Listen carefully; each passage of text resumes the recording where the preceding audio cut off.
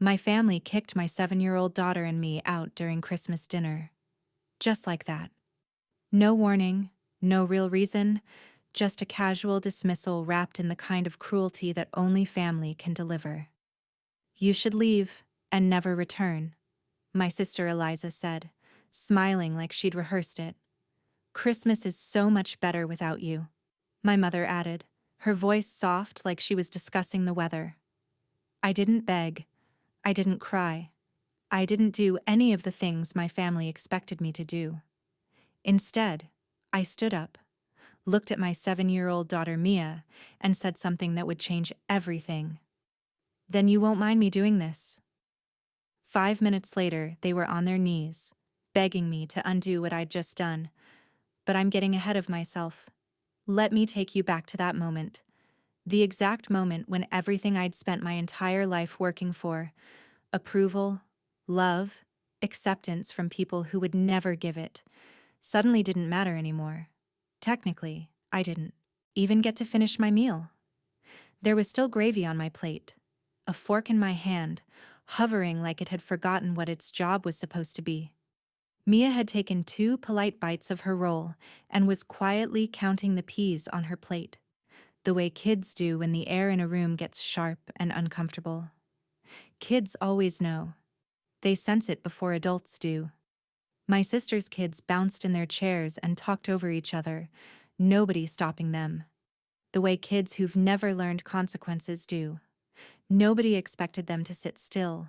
Nobody expected them to be silent. Meanwhile, Mia sat perfectly still, perfectly quiet, already knowing which children were expected to behave and which ones were allowed to be wild. Across from me, my sister Eliza was smiling like she'd been practicing it in the mirror for weeks. That special kind of smile that says, "I'm being reasonable," while her eyes are screaming, "I'm about to ruin your life," and call it boundaries. Connor, Eliza's husband, sat beside her nodding along at nothing in particular. He was the human equivalent of a screensaver, present, but completely useless. He'd been hovering around our family for years, always a little too comfortable in my parents' house, always acting like the guest room had his name permanently on the door. The kind of man who could watch a building burn down and ask where the marshmallows were. My mother dabbed the corner of her mouth with her napkin, like we were at some elegant holiday dinner and not a slow-motion family car crash happening in real time. My father stared at his mashed potatoes with the intensity of someone negotiating with them to become a different life, a different version of himself. He didn't want to be here. He didn't want any of this. But he was too weak to say it. The evening had been tense from the absolute start. Little comments, little digs, tiny cuts designed to make me feel small. "Oh, Rachel, you look tired," my mother had said, the second I walked through the door. Like fatigue was a moral failing. Like looking exhausted meant I'd done something wrong with my life. Eliza had glanced at Mia's dress and said with that saccharine smile, "Cute. Very simple." As if my 7-year-old should have been dressed like she was headed to a gala, not a family dinner. Connor had asked with a completely straight face, "So, are you still in that phase where things are tight?" Meaning, are you still poor? Are you still struggling? Do you still need help? I'd smiled through all of it, swallowed every sharp response, nodded, pretended, because it was Christmas. Because Mia was watching me, learning how to be treated by people who claim to love her. Because I'd promised myself this year would be different. That this year, I'd keep the peace. That this year, I wouldn't rock the boat. And then, somewhere between the green beans and Eliza's third passive-aggressive compliment about her own centerpiece, about how tasteful it was, how much thought she'd put into it, she decided she was done pretending.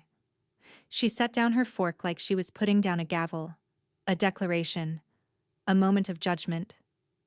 "We need to talk," she said. My stomach sank, not because I didn't see it coming, because I absolutely did, but because I knew exactly what kind of talk this was going to be. The kind where I'm not allowed to have feelings. The kind where if I do have feelings, they get called dramatic, overreactive, unreasonable. Eliza leaned back in her chair like she was settling in for a performance. It's been a lot, she said, her voice taking on that tone. That specific tone that means she's about to weaponize the word we. Mom and Dad agree. We've all been talking about this. My father didn't look up from his plate. My mother didn't protest. Connor chewed slowly, methodically, like he'd been waiting for this exact moment, like this was the main course he'd been anticipating all along. Eliza, I said, keeping my voice level controlled. What are you doing? She tilted her head slightly, a movement I'd seen her do 1,000 times since we were kids. The movement that says, I'm about to hurt you, and I'm going to do it gently so you can't accuse me of being cruel. We've all decided you should leave and never return.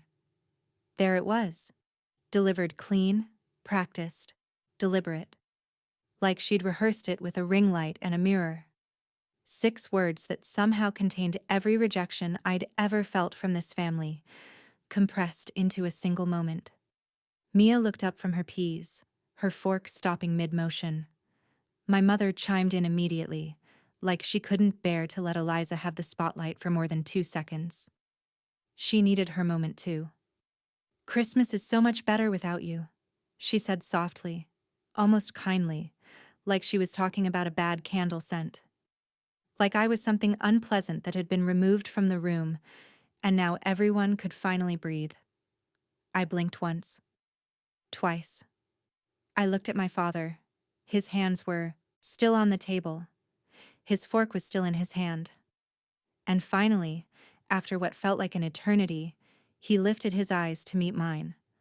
For a second. Just 1 second. I thought he might say something. Anything. A protest, a correction, a simple, hold on, that's not what we decided. A moment of paternal protection. A moment of humanity. But he didn't. He just looked tired. Deeply, profoundly tired. And complicit. I felt something in my chest crack quietly, like a plate slipping off a counter in another room. Like something breaking that I'd thought was safe. And I knew at that moment I had 2 choices. I could beg. I could plead with them to reconsider. I could explain why I deserved to be here. Why I deserved their love. Why their rejection was unfair. I could do the whole humiliating routine where I try to prove I deserve to exist in my own family. Where I try to convince them that I matter. Where I make myself smaller and quieter and more palatable until they decided, finally, that maybe I was worth keeping around, or I could stop auditioning. I set my fork down carefully on the side of my plate. Mia, I said gently, keeping my eyes on her. Honey, can you go grab your coat and your little backpack? We're leaving. She didn't hesitate. She didn't ask why or argue or cry. She slid out of her chair like she'd been waiting for permission, like she'd been hoping for this. Okay, she said simply. No argument. No tears. Just relief wrapped in a child's voice. She walked out of the dining room toward the hallway, and something about how quickly she went, how easily she accepted this rejection without question, made me feel sick. Like she'd been carrying this discomfort longer than I wanted to admit. Like she'd already learned that our family's love came with conditions, and she never quite met them. The moment she disappeared around the corner, the room shifted. The energy changed completely. Eliza crossed her arms. Good. That's settled, she said, like we'd just resolved a scheduling conflict. Connor gave a little sigh, the kind of sigh that suggested he'd just successfully resolved a minor inconvenience. My mother's mouth tightened. Rachel, don't make this harder than it has to be. But I wasn't listening anymore. I stared at all of them. My mother with her calculated cruelty, my father with his cowardly silence, My sister, with her years of resentment, finally given permission to breathe, and Connor, who'd never mattered at all. And I felt my face do something unexpected. It smiled. Not a warm smile. Not a friendly one. The kind of smile you make when you realize you've been trying to win a rigged game. When you finally understand that the rules were never in your favor. When you stop caring what they think. Okay, I said calmly. Then you won't mind me doing this. I stood up slowly, pushing my chair back with deliberate care. And I walked past the dining room doorway into the kitchen and stopped at the cupboard near the end of the counter. I'd put them there earlier, tucked them away, hidden behind the stack of holiday platters like some pathetic little secret. I'd told myself I was being careful, thoughtful, waiting for the right moment. Turns out the right moment was the moment they told me I didn't belong. I opened the cupboard and pulled out 3 pieces of paper. Plain, crisp, heavy. The kind of paper that feels expensive. The kind that means something. Each one had a name scrolled on the front in thick black marker. Mom, Dad, Eliza. Eliza's brows lifted. What is that? Connor scoffed from his chair. Are those cards? My mother actually laughed like she couldn't help herself. Rachel, what are you doing? This is ridiculous. I looked at her. Really looked at her. At the woman who'd spent my entire childhood making me feel like a burden, like a mistake she'd been forced to tolerate. Is it? I asked quietly. Dad finally spoke, his voice flat and cold. If you're trying to guilt us... Oh no, I said, still smiling. This isn't guilt. These are just consequences. Eliza stood up exasperated. You think we need your gifts? You think we're going to miss whatever little... I didn't let her finish. I took the envelope labeled Mom and tore it straight down the middle. The sound was soft.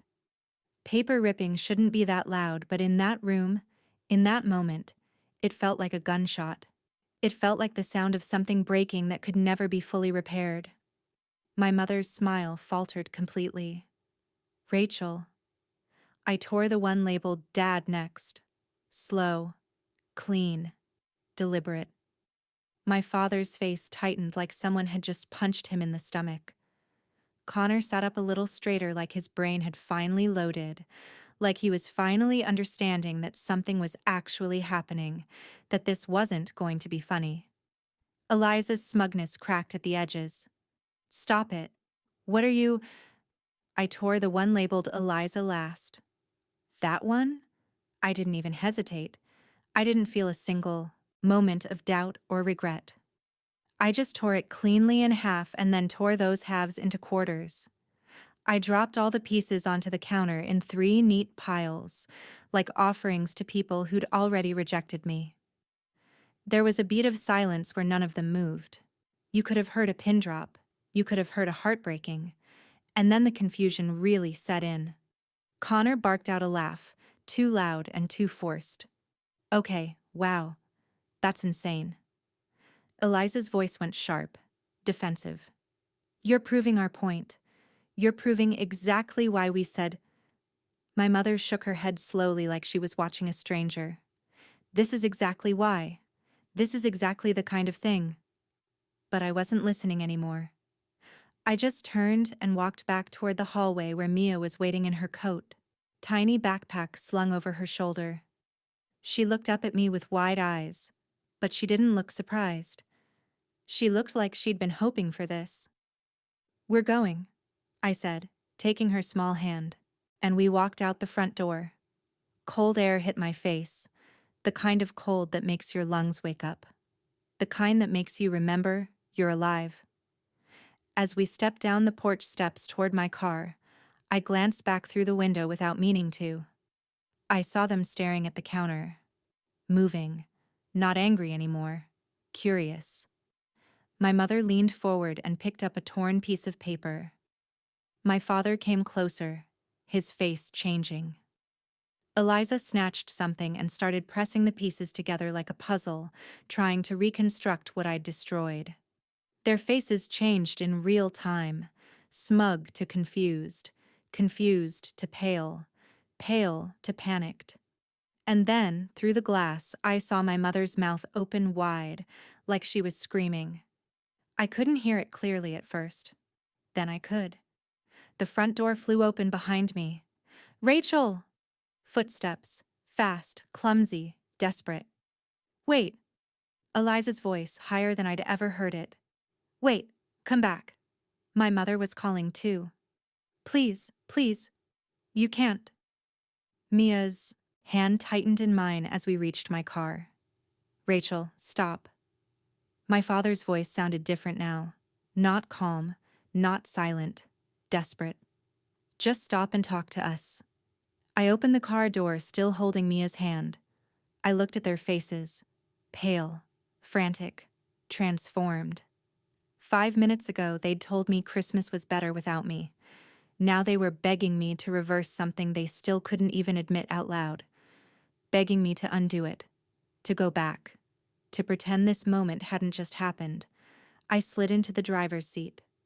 Mia climbed in beside me, her little body settling into the passenger seat like she was finally home. I started the engine, and I drove away. You need to understand something before we go any further.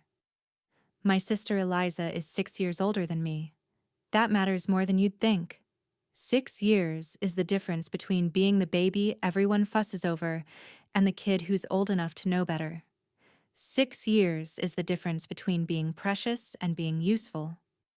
6 years is the difference between a childhood spent being celebrated and a childhood spent being invisible. Eliza was the golden child before she had a full set of teeth. My mother used to say she was a miracle, like she'd personally negotiated with the universe for a daughter who could smile on command and perform perfection. Eliza was the kid strangers complimented in grocery stores. "What a little lady," they'd say, "so well behaved." I was the kid behind her, holding the cart, being told not to touch anything. If Eliza cried, the world stopped. People rushed over.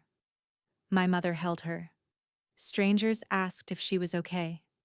If I cried, I was told I was being dramatic. I was told to go to my room. I was told big girls don't cry like that. Eliza got dance lessons, piano lessons, voice coaching, private tutors when her grades dipped even slightly. I got told to watch her while Mom ran errands. I got told to make sure she did her homework. I got told to be responsible. Eliza got, she's just passionate. When she threw a tantrum or talked back or demanded something she wanted. I got, why can't you be more like your sister? Holidays were where it really showed, where the favoritism wasn't even hidden behind a thin veil of fairness. Eliza would open gift after gift while everyone watched, like it was a performance. She'd squeal perfectly, laugh perfectly, hug Mom perfectly. And my mother loved that. Absolutely loved it. Loved having a daughter who could make her look like the kind of mother people complimented. The kind of mother whose children turned out grateful and beautiful and well-adjusted. I'd get something practical. Pajamas, a sweater, a book, something useful. Something that wouldn't require my mother to watch me perform gratitude. And then I'd get handed a trash bag and told to clean up the wrapping paper, to manage the mess, to be helpful. And the craziest part? I didn't even know it was wrong for a long time. When you grow up inside a system like that, you assume it's just how gravity works. You assume that's just how families operate. You think everyone's childhood is a competition where your sibling is winning and you're supposed to be grateful just to participate. By the time I was a teenager, I'd perfected the art of making myself small, making myself quiet, making myself useful. I learned which subjects made my mother sigh like I was disappointing her, which opinions made my father go completely silent, which emotions made Eliza roll her eyes like I was pathetic. so I stopped having them. Or I stopped showing them anyway. I learned to swallow everything, every hurt, every rejection, every moment where I wanted to scream that I mattered too. I left for college and thought maybe distance would fix it. I thought maybe being away would make my family miss me, make them realize they'd taken me for granted. They didn't. They missed having someone to blame when Eliza was unhappy, but that's not the same thing. I met my husband, Daniel, in my mid-20s. He wasn't loud. He wasn't flashy. He was the kind of man who would quietly hand you a cup of coffee without making a big deal about it. Like kindness was something you were allowed to receive without earning. On our third date, I mentioned my sister and my mother laughing like it was normal, like it was just one of those funny family quirks. Daniel didn't laugh back. "That's not normal," he said simply. I remember staring at him like he'd spoken another language. "Rachel," he said, his voice gentle but firm. "That's not okay. The way they treat you. It's not okay." No one had ever said that to me before. Not once in my entire life had anyone stood outside of my family and looked at the dynamic and called it what it was. Wrong. We got married a year later. My parents acted supportive in public. Eliza acted thrilled for Instagram. Connor, who was still just Eliza's boyfriend at the time, made a joke about how Daniel was brave to marry into our family. Daniel smiled politely and didn't take the bait. Daniel worked as a construction engineer. He was proud of it. He liked building things that lasted, things that could hold weight, things that solved problems most people didn't even notice were there. He worked long hours on big projects, commercial builds, renovations, entire sections of city blocks that used to be empty lots, transformed into something functional and beautiful. It paid well. Not a private jet well, but well enough that we weren't constantly counting pennies. Well enough that we had a little bit of breathing room, a little bit of security. And because I'm apparently incapable of not trying to win my family's love, Daniel and I quietly started helping my parents financially. Nothing insane, nothing dramatic. Just a consistent $200 a month, every single month. Like a little financial life support line. Sometimes more if something came up. Car trouble, a utility bill, an emergency that somehow always arrived right after. Eliza bought something expensive. My parents never thanked me properly. Not once in a way that felt real or genuine. It was more like they accepted it, like it was a natural resource that had finally started producing again. Like I'd been put on Earth specifically to generate this money. Eliza took credit for it in her own special way. She'd say things like, "I told them we'd figure it out." As if she'd personally worked overtime to cover the payment. As if she'd sacrificed something. Connor would nod and say, "Family takes care of family." And I would swallow the irritation, smile politely, and let it go. Daniel would squeeze my hand under the table and remind me without words that I wasn't crazy, that I wasn't overreacting, that what was happening was real and unfair and not my fault. Then came the day everything broke. 6 months before that Christmas dinner. 6 months before they kicked us out. Daniel died at work. He was on site for a routine walkthrough. A normal day. A day he didn't think would be his last. A day he woke up, kissed me goodbye, made lunch he wasn't even going to finish, and left for work like thousands of other days. A scaffold platform collapsed. Just gave out under him. Like it was nothing. Like it was inevitable. Later we learned there had been complaints, warnings, little corners cut because someone wanted to save time, someone wanted to save money, someone wanted to skip the paperwork and the inspections and the safety protocols that were there specifically to prevent this exact thing from happening. They called it a tragic accident in the first statement, like tragedy is something that just happens randomly, like it's weather, fate, bad luck. But the investigation called it preventable. I remember getting the call. I remember the way my body went cold, the way my legs stopped working, the way the world went completely silent except for this ringing sound in my ears. I remember sitting on my kitchen floor with my phone pressed to my ear, thinking, this can't be real. This can't be my actual life. This can't be happening to me. But it was. Then it was after the funeral. Everything got practical in the worst way possible. Bills didn't pause because I was grieving. Groceries didn't become free because I'd lost my husband and the only person who understood me. Mia still needed school clothes. She still needed dinner. She still needed bedtime stories and someone to tuck her in and tell her that the world wasn't as cruel as it had just proven itself to be. And I was suddenly doing all of it alone. The $200 a month to my parents stopped immediately. Not out of spite or anger. Out of pure, brutal reality. I could barely keep my own lights on. I was drowning. I was in free fall. My family noticed the missing money faster than they noticed my grief. Mom started calling more often, but not to ask how I was. Not to check if I was okay. Not to offer support or love or even basic human compassion. She called to ask, in that careful voice, whether I was still managing, whether I was being smart with my finances. Like she was concerned about my welfare. But she wasn't.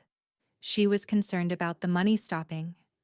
Eliza asked if I was being smart with my finances. Like Daniel's death was a budgeting issue. Like I'd just made a poor investment and I could fix it with some better planning. Connor made a joke about how life insurance must be nice, and then laughed when no one else did. I didn't ask my family for help right away. I lasted longer than I should have because asking my family for anything feels like handing them a weapon. It feels like giving them ammunition to use against me later. It feels like admitting I'm not strong enough to do this alone. But 1 month, I had to. Mia got sick. I missed work. The car needed a repair I couldn't afford. The numbers didn't work. There was nothing left at the end of the month but a choice: ask for help or let my daughter go without medicine. So I asked. Not for a fortune, not for a bailout, just enough to cover the gap, just enough to get us to the next paycheck. My parents sent a small amount and then my mother posted about it. On Facebook. Where everyone could see. A post with a sad emoji and a smiling family photo like they had just donated a kidney to save my life. Sometimes you have to step up for family, she wrote, even when it's hard. Praying Rachel learns to stand on her own again soon. Eliza commented first, we're always here for her. Connor reacted with a thumbs up, and I realized something in that moment. Something that should have been obvious all along. They didn't want to help me. They wanted to be seen helping me. They wanted the credit for it. They wanted people to look at them and think they were good, generous, kind people. The actual help? That was just the cost of the performance. So I started planning. Not revenge, exactly. Not at first. But something. Some way to protect myself and Mia from people who claimed to love us but treated us like burdens. I started researching. I learned about financial securities, life insurance policies, trusts, things to put in place so that Mia would be protected no matter what happened. Things to make sure my daughter would never have to depend on people who would post about helping her on social media. And then I started thinking about those cards. 3 cards, 3 envelopes, each one addressed to someone in my family, each one containing a piece of paper with a simple message. But it wasn't a message. Not really. It was documentation. It was proof. It was every single piece of evidence I'd been quietly collecting for months. Every screenshot, every text message, every Facebook post, every moment where they'd prioritized their image over my well-being. It was the financial transfer records showing exactly how much money they'd received from us over the years while they treated me like a charity case. It was the medical records showing Mia's illness, the ones I'd had to pay for out of pocket because I was too proud to ask them again. It was a letter from a lawyer detailing exactly what they owed me. Not money, not love, not acceptance. It was a letter explaining their legal obligations to Mia. A letter explaining that I had documentation of their neglect. A letter explaining that I had options. Serious options. Options that involved courts and judges and permanent records. But more than that, it was a letter from a financial advisor explaining a change I'd made to my will, a change that removed them entirely. Every penny I'd worked for, everything I'd billed, it all went to Mia. None of it to them. None of it. Because I'd realized something standing in that kitchen with my fork in hand and my daughter counting peas on her plate.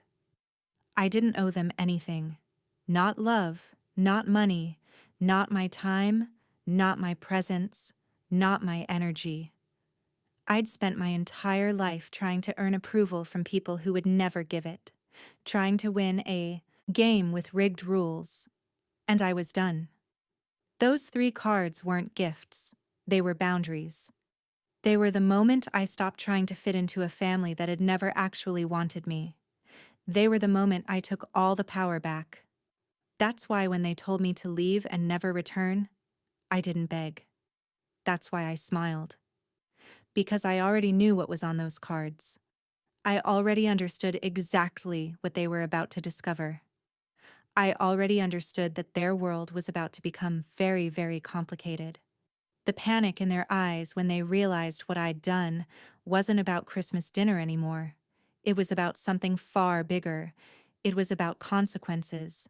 Real, permanent, legal consequences. It was about the understanding that I wasn't a child they could dismiss anymore. I was a woman who'd been hurt, and I had documentation, a lawyer, and absolutely nothing left to lose. As I drove away with Mia beside me, her small hand finally relaxed in her lap, I thought about what happens next. The lawyers will be calling them. The letters will be arriving. The reality of what they've done, not just to me, but to themselves, will start to sink in. They'll try to fix it. They'll call. They'll apologize. They'll promise things will be different. But something fundamental has shifted. Mia and I aren't going back. Not because I hate them, but because I finally understand something that took me 38 years to learn.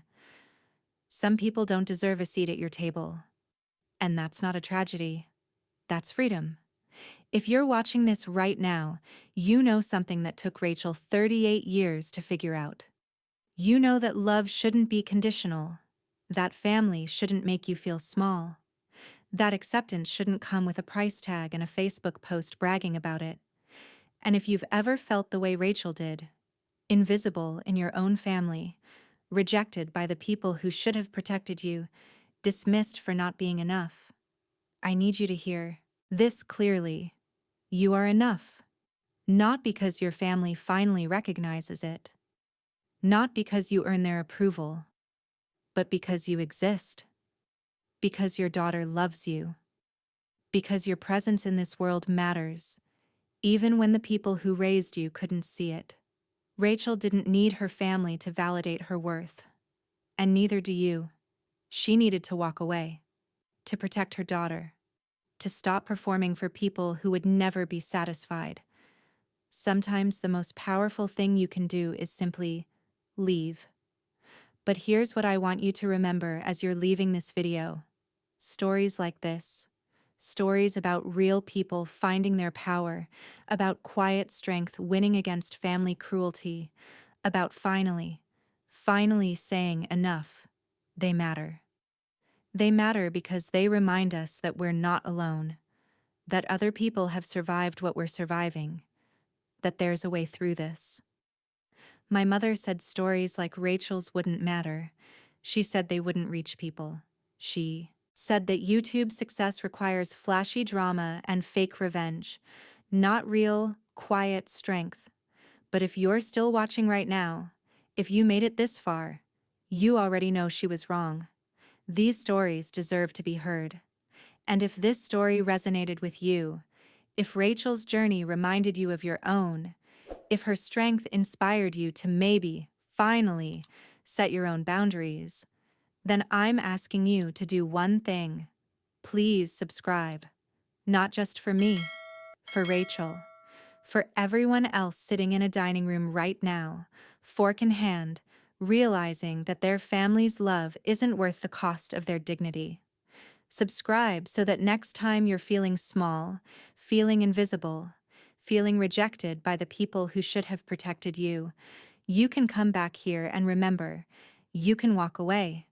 You can protect your children. You can build a life that doesn't depend on someone else's approval. You can be free. New stories every week. Stories about people who reclaim their power. Stories about quiet strength winning. Stories about what happens when you stop performing and start living. Hit that subscribe button, turn on notifications, and come back for the next story.